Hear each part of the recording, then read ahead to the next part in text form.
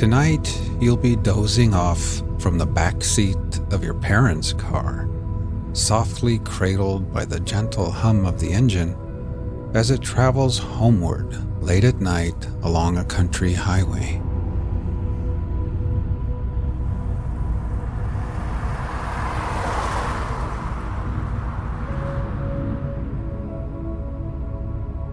Imagine you are sitting in the back seat with your head nestled into a cozy pillow propped against the window.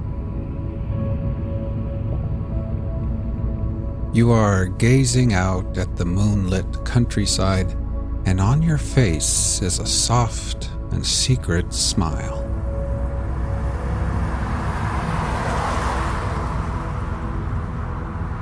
It's late Friday night after playing in the pep band at your brother's basketball game far from home.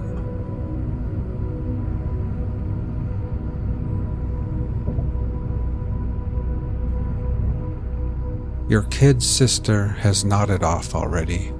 She's laying across the wide seat with her head resting softly in your lap.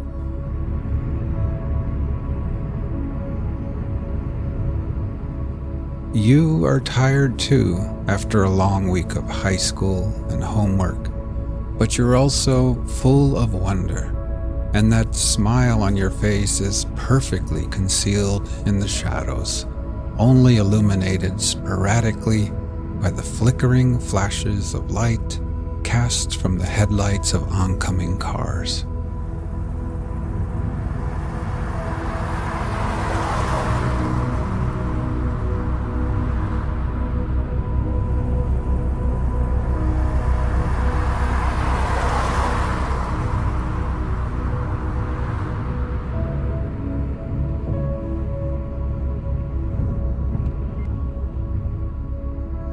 You rest your forehead against the cool glass of the window. Every now and then, a distant farmhouse light appears, towering like a lighthouse in the dark, casting bright beams across the endless, waterless ocean of a prairie.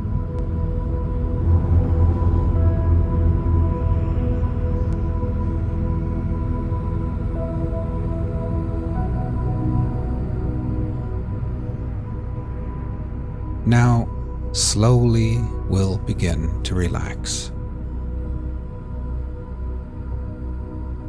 First, with eyes closed, just become aware of your breathing, feeling your chest gently rise and fall again.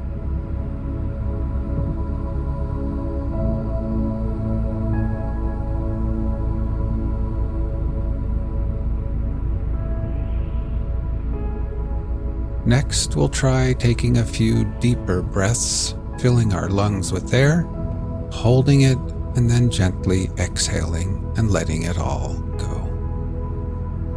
Ready? Inhale deeply, hold for 3, 2, 1, and then exhale.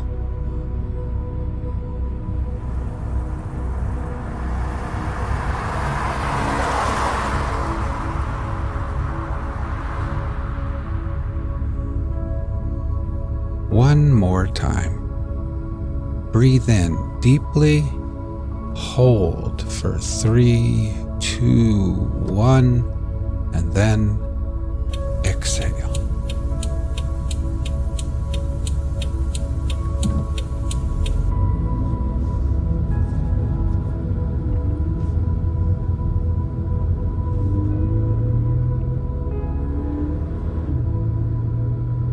And try thinking to yourself, as I sit here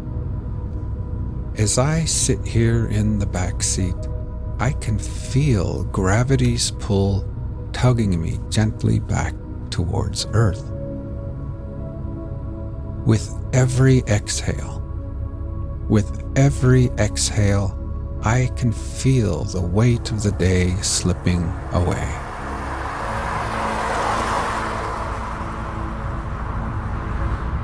I can feel my feet, my ankles, calves, knees, and my legs, each part of me relaxing deeper and becoming heavier and more relaxed.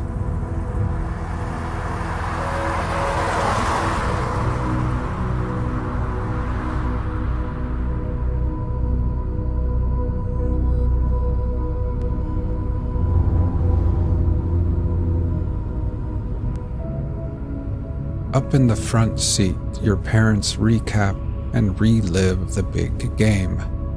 They talk of jump shots and fouls, rebounds and timeouts. You close your eyes, but when you picture the crowded gymnasium, you remember something much sweeter than basketball.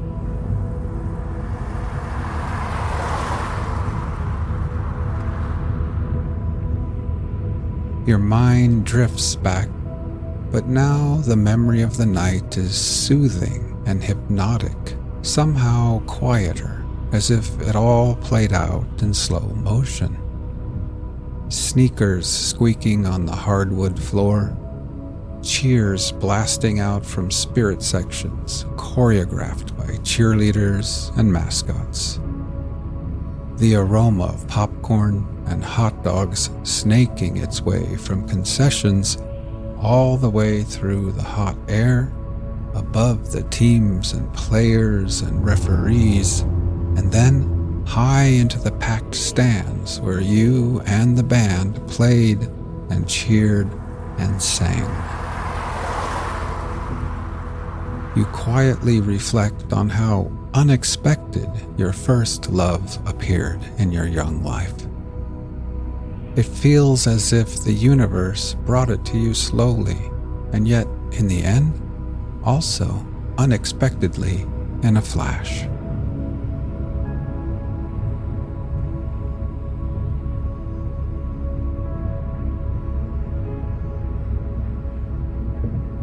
Now let's try taking a few more deep breaths.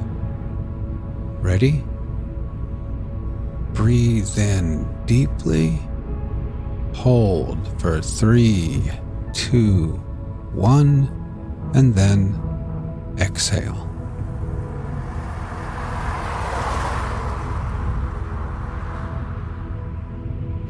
Try continuing on your own, and while doing this, try thinking to yourself, as I sit here, my whole body feels heavy and relaxed. With every exhale, I can feel gravity pulling me back towards Earth gently. I can feel my head, my shoulders, my neck becoming relaxed and at ease. And my legs are heavy and at peace with gravity's pull. Now my whole body, my legs and feet, my arms and hands, my torso, my head and neck and shoulders, my whole body is completely at peace, relaxed, and at ease.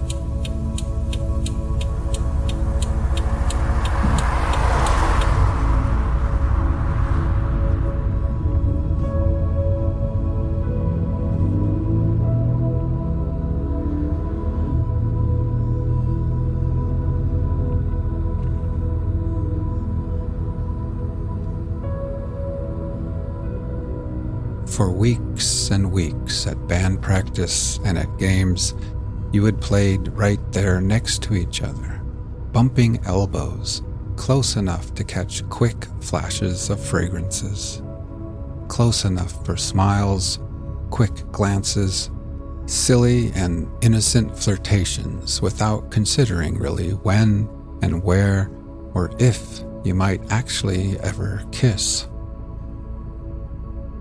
And then, unexpectedly, tonight, it just happened.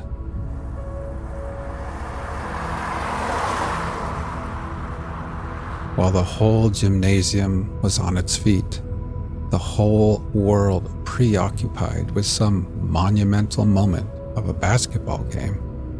It just happened right there in the minuscule universe between the two of you.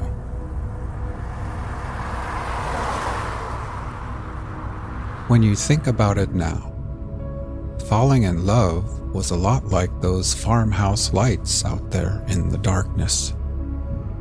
Everything approached so slowly at first, off in the distance, hardly moving at all. And then, love gained momentum and approached you carefully and timidly, getting closer and closer, and before you knew it, before you both knew it, true love had rushed up on you in a heartbeat, irresistible and suddenly undeniable.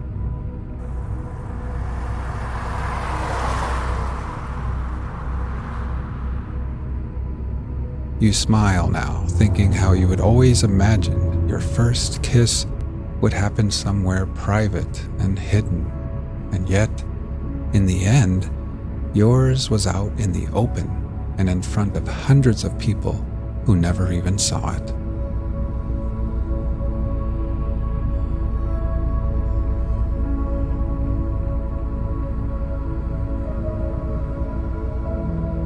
As your parents dial in the AM radio, you finally close your eyes and lean back.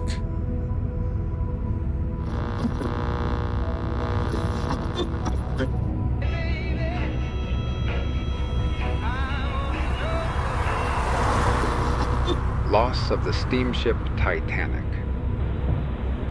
Report of a formal investigation into the circumstances attending the foundering on April 15, 1912, of the British steamship Titanic of Liverpool after striking ice in or near latitude 41 degrees 46 minutes north, longitude 50 degrees 14 minutes west, North Atlantic Ocean, whereby loss of life ensued.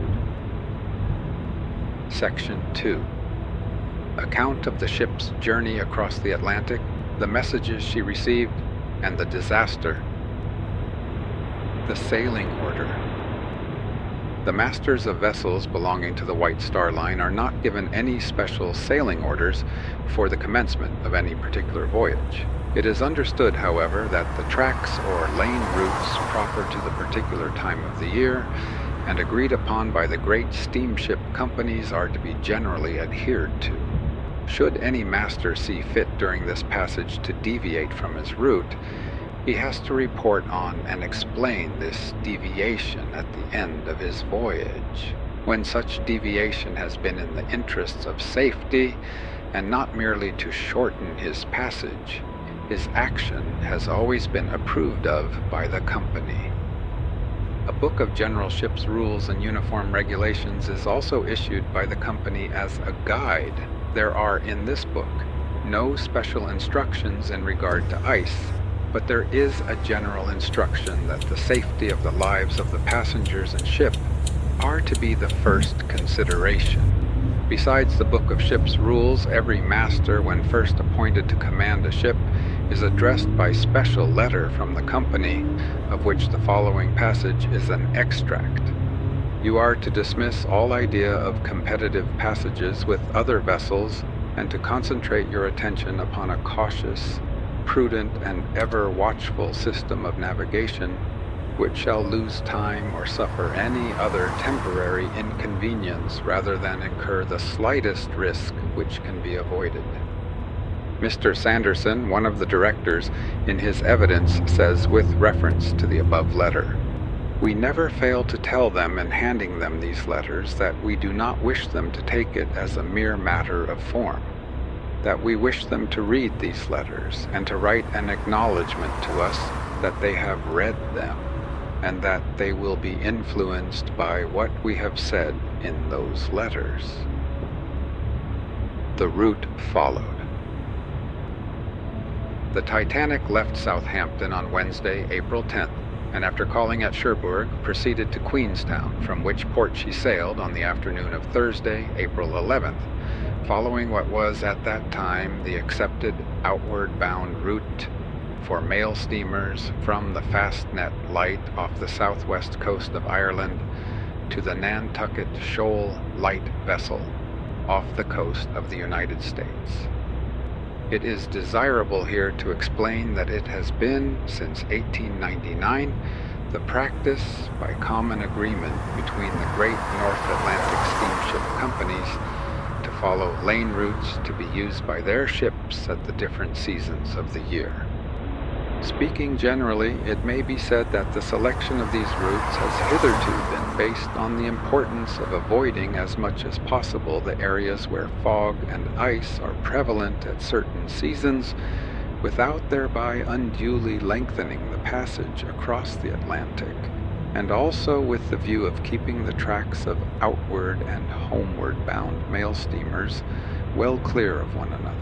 A further advantage is that, in case of a breakdown, vessels are likely to receive timely assistance from other vessels following the same route. The decisions arrived at by the steamship companies referred to above have, from time to time, been communicated to the Hydrographic Office, and the routes have there been marked on the North Atlantic route charts printed and published by the Admiralty, and they have also been embodied in the sailing directions. Before the Titanic disaster, the accepted mail steamer's outward track between January 15th and August 14th followed the arc of a great circle between the Fastnet Light and a point in latitude 42 degrees north and 47 degrees west, sometimes termed the turning point, and from thence by rum line so as to pass just south of the Nantucket Shoal Light vessel, and from this point on to New York. This track, usually called the outward southern track, was that followed by the Titanic on her journey.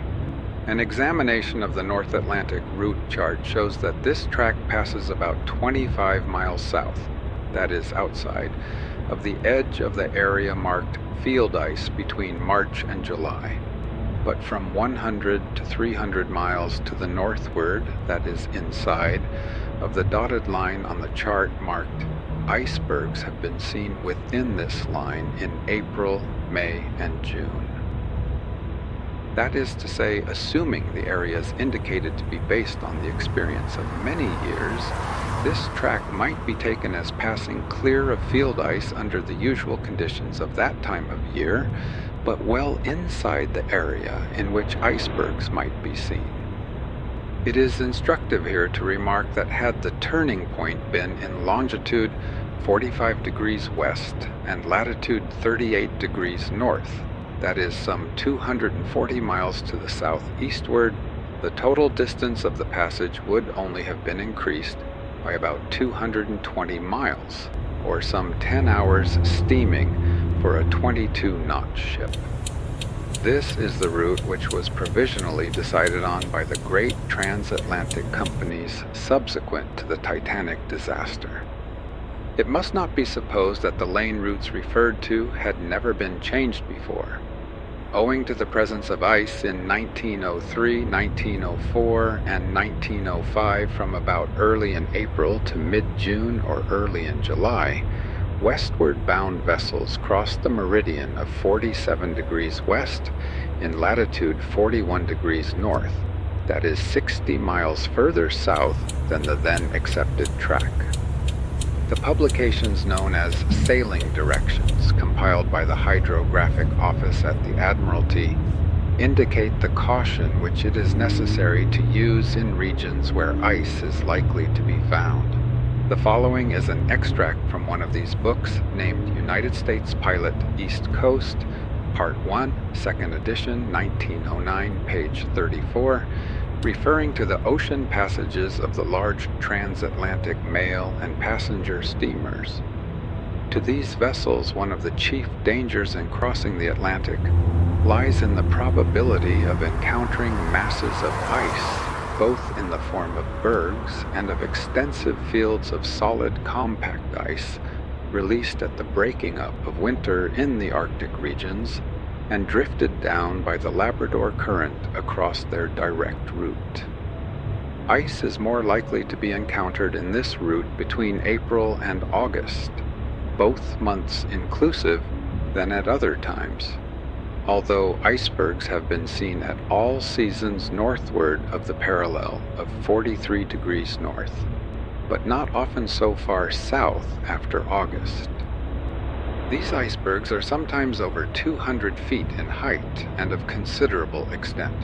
They have been seen as far south as latitude 39 degrees north, to obtain which position they must have crossed the Gulf Stream impelled by the cold Arctic current, underrunning the warm waters of the Gulf Stream. That this should happen is not to be wondered at when it is considered that the specific gravity of freshwater ice, of which these bergs are composed, is about 7/8 that of seawater, so that, however vast the berg may appear to the eye of the observer, he can in reality see 1/8 of its bulk, the remaining 7/8 being submerged and subject to the deep water currents of the ocean. The track of an iceberg is indeed directed mainly by current, so small a portion of its surface being exposed to the action of the winds that its course is but slightly retarded or deflected by moderate breezes. On the Great Bank of Newfoundland, bergs are often observed to be moving south or southeast. Those that drift westward of Cape Race usually pass between Green and St. Pierre banks. The route chart of the North Atlantic, number 2058, shows the limits within which both field ice and icebergs may be met with, and where it should be carefully looked out for at all times, but especially during the spring and summer seasons.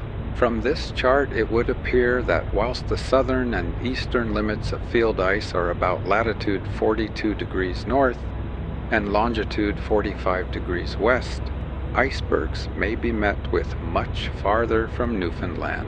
In April, May, and June, they have been seen as far south as latitude 39 degrees north and as far east as longitude 38 degrees 30 minutes west. And again, on page 35, it is, in fact, impossible to give, within the outer limits named, any distinct idea of where ice may be expected, and no rule can be laid down to ensure safe navigation, as its position and the quantity met with differs so greatly in different seasons. Everything must depend upon the vigilance, caution, and skill with which a vessel is navigated when crossing the dangerous ice-bearing regions of the Atlantic Ocean. Similar warnings as to ice are also given in the Nova Scotia Southeast Coast and Bay of Fundy Pilot, 6th edition, 1911, which is also published by the Hydrographic Office.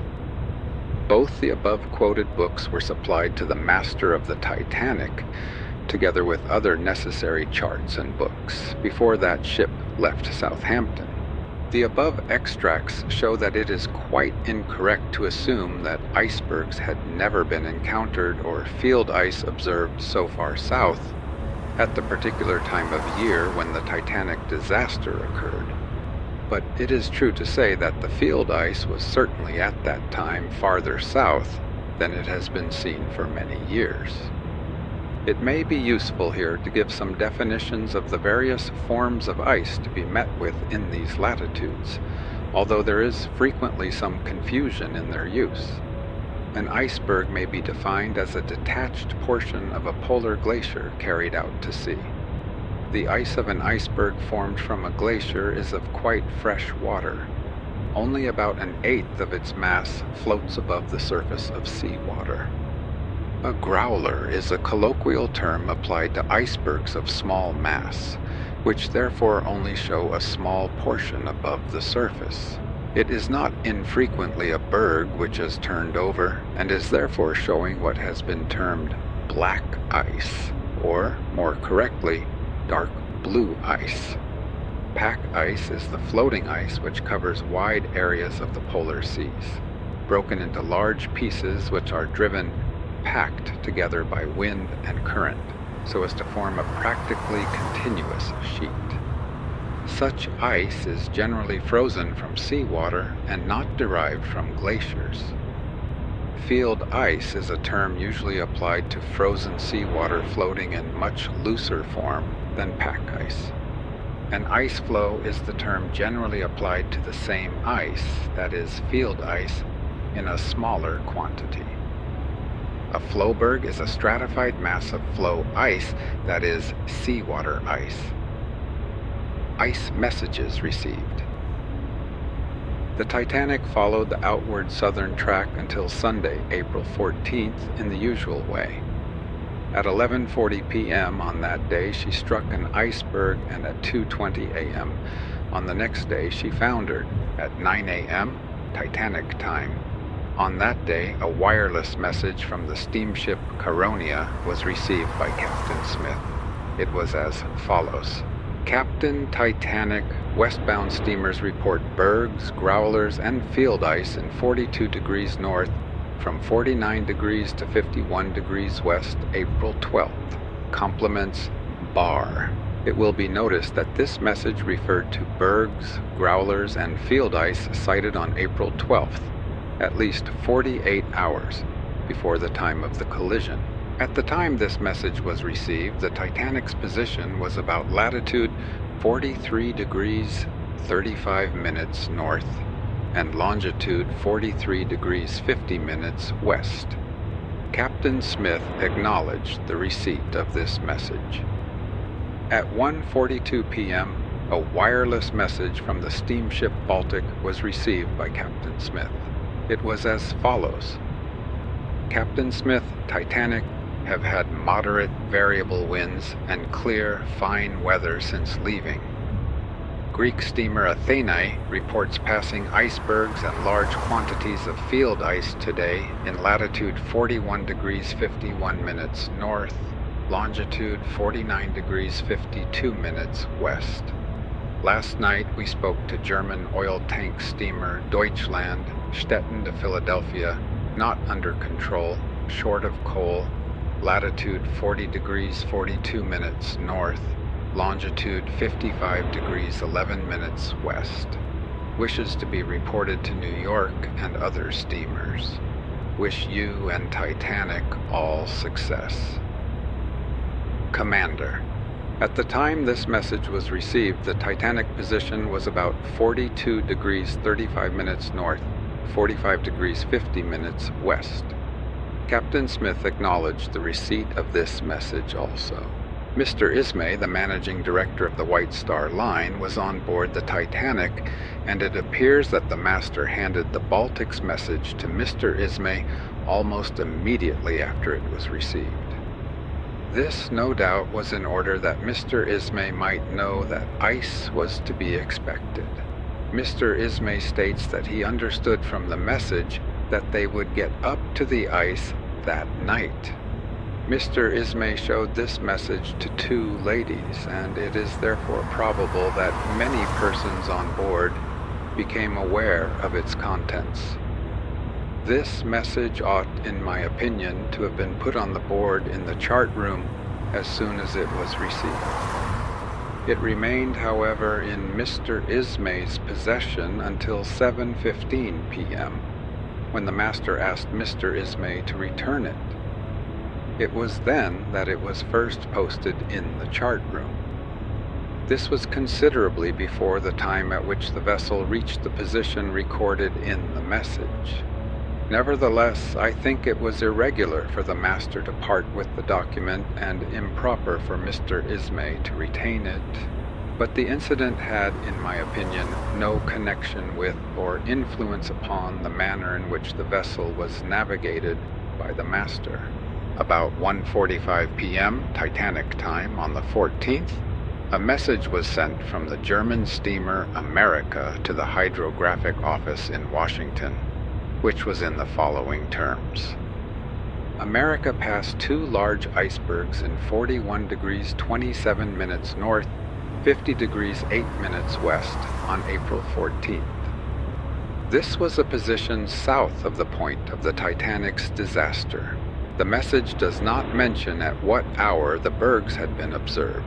It was a private message for the hydrographer at Washington, but it passed to the Titanic because she was nearest to Cape Race, to which station it had to be sent in order to reach Washington. Being a message affecting navigation, it should, in the ordinary course, have been taken to the bridge. So far as can be ascertained, it was never heard of by anyone on board the Titanic outside the Marconi room. There were 2 Marconi operators in the Marconi room, namely Phillips, who perished, and Bride, who survived and gave evidence.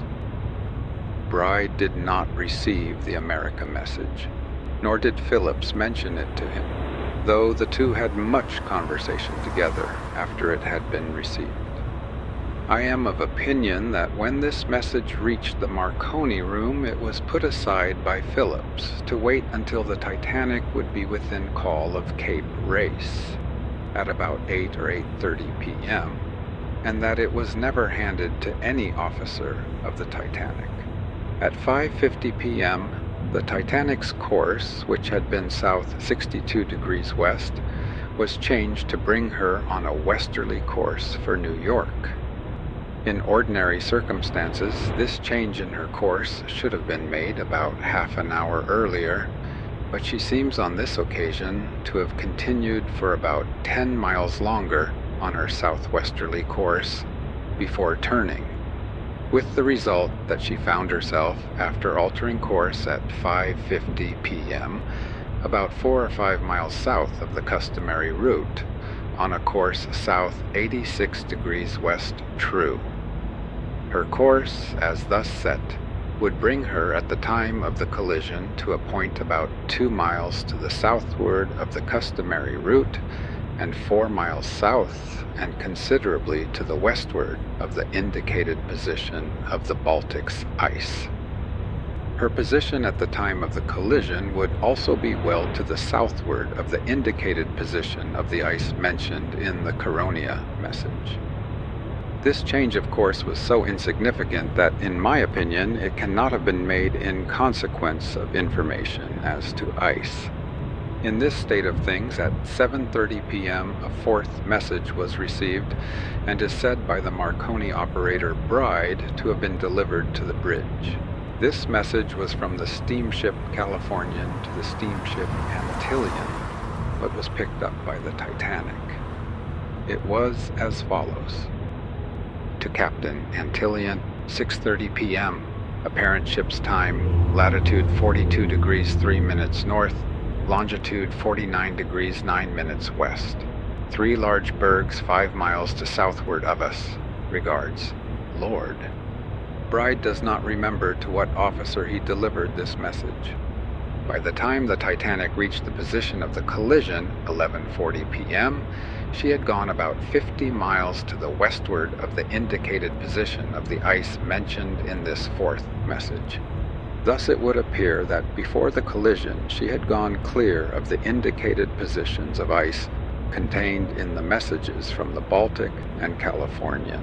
As to the ice advised by the Caronia message, so far as it consisted of small bergs and field ice, it had before the time of the collision possibly drifted with the Gulf Stream to the eastward, and so far as it consisted of large bergs, which would be deep enough in the water to reach the Labrador current, it had probably gone to the southward. It was urged by Sir Robert Finlay, who appeared for the owners, that this is strong evidence that the Titanic had been carefully and successfully navigated so as to avoid the ice of which she had received warning. Mr. Ismay, however, stated that he understood from the Baltic message that we would get up to the ice that night. There was a 5th message received in the Marconi room of the Titanic at 9:40 p.m. This was from a steamer called the Mesaba. It was in the following terms. From Mesaba to Titanic and all eastbound ships. Ice report in latitude 42 degrees north to 41 degrees 25 minutes north, longitude 49 degrees to longitude 50 degrees 30 minutes west. Saw much heavy packed ice and great number large icebergs. Also field ice. Weather good, clear. This message clearly indicated the presence of ice in the immediate vicinity of the Titanic, and if it had reached the bridge would perhaps have affected the navigation of the vessel. Unfortunately, it does not appear to have been delivered to the master or to any of the officers. The Marconi operator was very busy from 8 o'clock onward, transmitting messages via Cape Race for passengers on board the Titanic, and the probability is that he failed to grasp the significance and importance of the message and put it aside until he should be less busy. It was never acknowledged by Captain Smith, and I am satisfied that it was not received by him. But, assuming Sir Robert Finley's contentions to be well-founded that the Titanic had been navigated so as to avoid the Baltic and the Californian ice, and that the Caronia ice had drifted to the eastward and to the southward, still there can be no doubt if the evidence of Mr. Lightoller, the second officer, is to be believed, that both he and the master knew that the danger of meeting ice still existed. Mr. Lightoller says that the master showed him the Caronia message about 12:45 p.m. on April 14th when he was on the bridge. He was about to go off watch, and he says he made a rough calculation in his head which satisfied him that the Titanic would not reach the position mentioned in the message until he came on watch again at 6 p.m. At 6 p.m., Mr. Lightoller came on the bridge again to take over the ship from Mr. Wilde, the chief officer, dead. He does not remember being told anything about the Baltic message, which had been received at 1:42 p.m. Mr. Lightoller then requested Mr. Moody, the sixth officer, dead, to let him know at what time we should reach the vicinity of ice, and says that he thinks Mr. Moody reported about 11 o'clock. Mr. Lightoller says that 11 o'clock did not agree with the mental calculation he himself had made, and which showed 9:30 as the time. This mental calculation he at first said he had made before Mr. Moody gave him 11 o'clock as the time, but later on he corrected this and said his mental calculation was made between 7 and 8 o'clock, and after Mr. Moody had mentioned 11. He did not point out the difference to him and thought that perhaps Mr. Moody had made his calculations on the basis of some other message. Mr. Lightoller excuses himself for not pointing out the difference by saying that Mr. Moody was busy at the time, probably with stellar observations. It is, however, an odd circumstance that Mr. Lightoller, who believed that the vicinity of ice would be reached before his watch ended at 10 p.m., should not have mentioned the fact to Mr. Moody. And it is also odd that if he thought that Mr. Moody was working on the basis of some other message, he did not ask what the other message was or where it came from. The point, however, of Mr. Lightoller's evidence is that they both thought that the vicinity of ice would be reached before midnight. When he was examined as to whether he did not fear that on entering the indicated ice region he might run foul of a growler, a low-lying berg, he answers, "No, I judged I should see it with sufficient distinctness, and at a distance of 1.5 miles, more probably 2 miles. He then adds, "In the event of meeting ice, there are many things we look for. In the first place, a slight breeze. Of course, the stronger the breeze, the more visible will the ice be, or rather the breakers on the ice." He is then asked whether there was any breeze on this night, and he answers, "When I left the deck at 10 o'clock, there was a slight breeze. Oh, pardon me, no, I take that back. No, it was calm, perfectly calm." and almost immediately afterwards he describes the sea as absolutely flat. It appeared, according to this witness, that about 9 o'clock the master came on the bridge, and that Mr. Lightoller had a conversation with him which lasted half an hour. This conversation, so far as it is material, is described by Mr. Lightoller in the following words. We commenced to speak about the weather. He said, "There is not much wind." I said, "No, it is a flat calm, as a matter of fact." He repeated it. He said, "A flat calm." I said, "Quite flat. There is no wind." I said something about it was rather a pity the breeze had not kept up whilst we were going through the ice region. Of course, my reason was obvious. He knew I meant the water ripples breaking on the base of the berg. We then discussed the indications of ice. I remember saying, in any case, there will be a certain amount of reflected light from the bergs. He said, "Oh yes, there will be a certain amount of reflected light." I said, or he said, blue was said between us, that even though the blue side of the berg was towards us, probably the white outline, would give us sufficient warning that we should be able to see it at a good distance, and as far as we could see, we should be able to see it. Of course, it was just with regard to that possibility of the blue side being toward us, and that if it did happen to be turned with the purely blue side toward us, there would still be the white outline. Further on, Mr. Lightoller says that he told the master nothing about his own calculation as to coming up with the ice at 9:30, or about Mr. Moody's calculation as to coming up with it at 11. The conversation with the master ended with the master saying, "If it becomes at all doubtful, let me know at once. I will be just inside." This remark, Mr. Lightoller says, undoubtedly referred to ice. At 9:30 the master went to his room, and the first thing that Mr. Lightoller did afterwards was to send a message to the crow's nest to keep a sharp lookout for ice, particularly small ice and growlers, until daylight. There seems to be no doubt that this message was in fact sent, and that it was passed on to the next lookouts when they came on watch. Hitchens, the quartermaster, says he heard Mr. Lightoller give the message to Mr. Moody, and both the men in the crow's nest at the time, Jewell and Simmons, speak to having received it. From 9:30 to 10 o'clock, when his watch ended, Mr. Lightoller remained on the bridge, looking out for ice.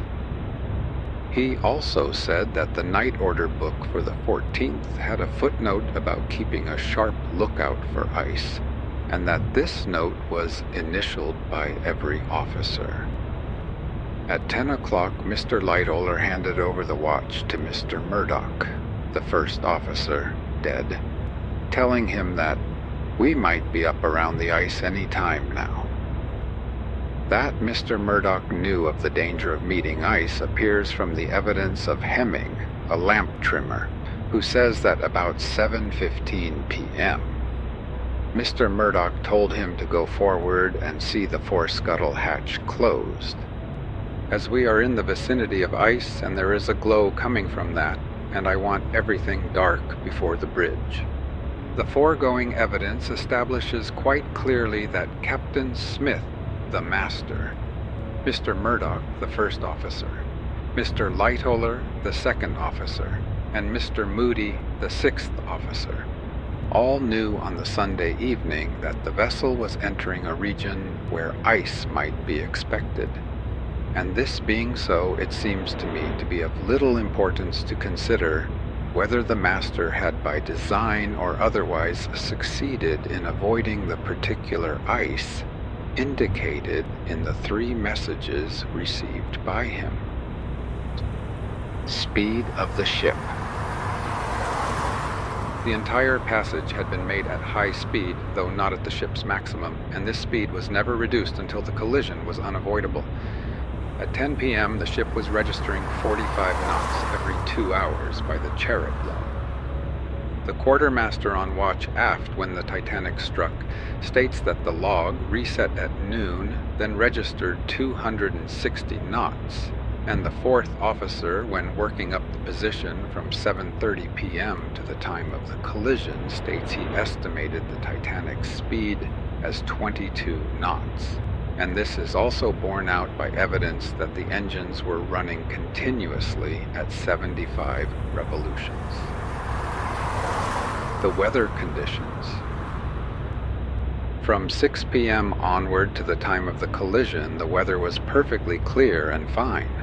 There was no moon, the stars were out, and there was not a cloud in the sky. There was, however, a drop in temperature of 10 degrees in slightly less than 2 hours, and by about 7:30 p.m. the temperature was 33 degrees Fahrenheit, and it eventually fell to 32 degrees Fahrenheit. That this was not necessarily an indication of ice is borne out by the sailing directions. The Nova Scotia Southeast Coast and Bay of Fundy pilot, 6th edition, 1911, page 16, says, "No reliance can be placed on any warning being conveyed to a mariner by a fall of temperature, either of the air or sea, on approaching ice. Some decrease in temperature has occasionally been recorded, but more often none has been observed." Sir Ernest Shackleton was, however, of opinion that if there was no wind and the temperature fell abnormally for the time of the year, I would consider that I was approaching an area which might have ice in it. Action that should have been taken. The question is, what ought the master to have done? I am advised that with the knowledge of the proximity of ice which the master had, 2 courses were open to him. The one was to stand well to the southward instead of turning up to a westerly course. The other was to reduce speed materially as night approached. He did neither.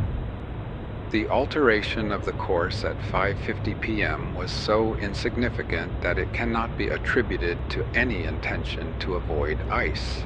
This deviation brought the vessel back to within about 2 miles of the customary route before 11:30 p.m., and there was certainly no reduction of speed. Why then did the master persevere in his course and maintain his speed? The answer is to be found in the evidence. It was shown that for many years past, indeed for a quarter of a century or more, the practice of liners using this track when in the vicinity of ice at night had been in clear weather to keep the course, to maintain the speed, and to trust to a sharp lookout to enable them to avoid the danger.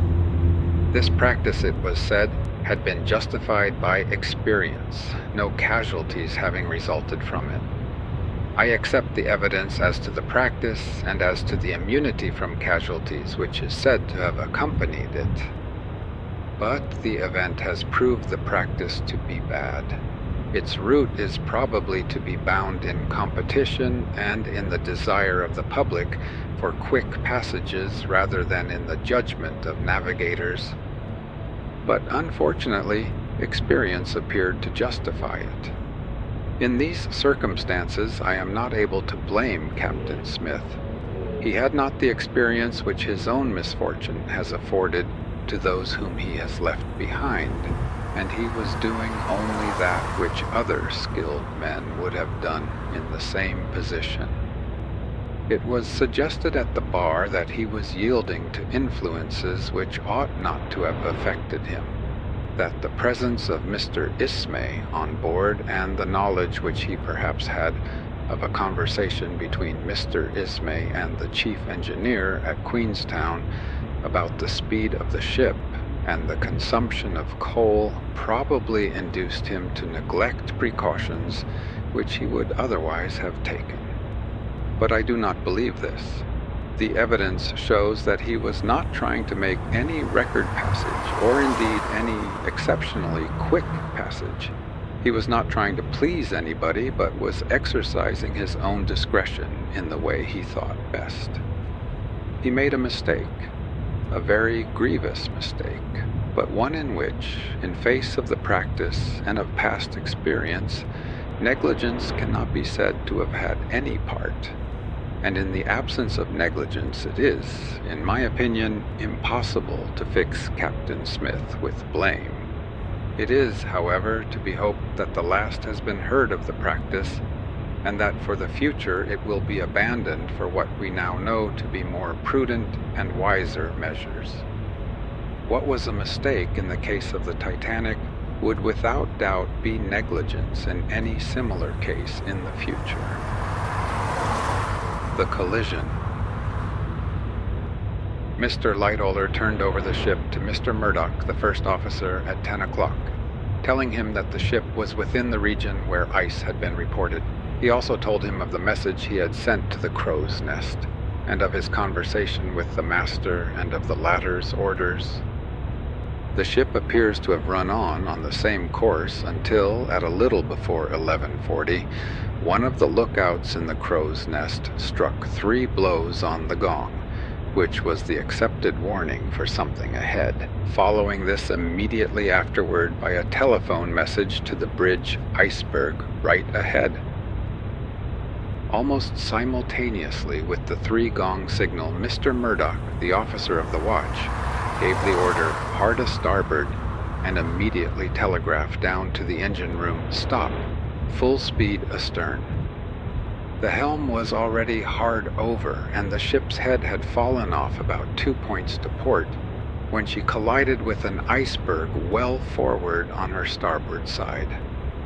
Mr. Murdoch at the same time pulled the lever over which closed the watertight doors in the engine and boiler rooms. The master rushed out onto the bridge and asked Mr. Murdoch what the ship had struck. Mr. Murdoch replied, "An iceberg, sir. I hard a-starboarded and reversed the engines, and I was going to hard a port round it, but she was too close. I could not do any more. I have closed the watertight doors. From the evidence given, it appears that the Titanic had turned about 2 points to port before the collision occurred. From various experiments subsequently made with the steamship Olympic, a sister ship to the Titanic, it was found that traveling at the same rate as the Titanic, about 37 seconds would be required for the ship to change her course to this extent after the helm had been put hard a-starboard. In this time, the ship would travel about 466 yards, and allowing for the few seconds that would be necessary for the order to be given, it may be assumed that 500 yards was about the distance at which the iceberg was sighted, either from the bridge or crow's nest. That it was quite possible on this night, even with a sharp lookout at the stemhead, crow's nest, and on the bridge, not to see an iceberg at this distance is shown by the evidence of Captain Rostron of the Carpathia. The injuries to the ship, which are described in the next section, were of such a kind that she foundered in 2 hours and 40 minutes.